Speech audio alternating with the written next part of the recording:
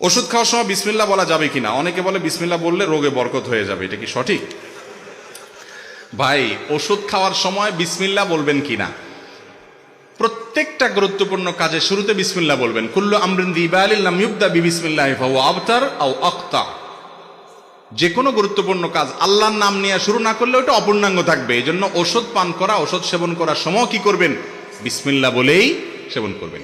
বিসমিল্লাহ পড়লে রোগে বরকত হবে কেন? ওষুধে না বরকত হবে? আপনার নজর ওইদিকে গেছে কেন?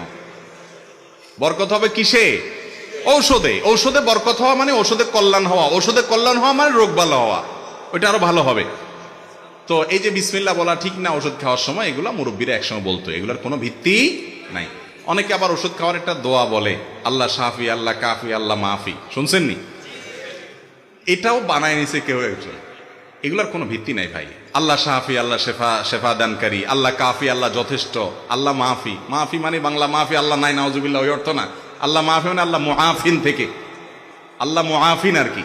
তো এই যে কথাগুলো বলা হয়, এই কথাগুলো আপনার বিশেষ করে এই দোয়াটা, এটা কোরআন হাদিসে আসে নাই। আপনি আল্লাহর নাম নিয়ে বিসমিল্লাহ বলে ওষুধ সেবন করে ফেলবেন, ইনশাআল্লাহ আল্লাহ তাআলা কি দিবেন? শেফা দান করবেন।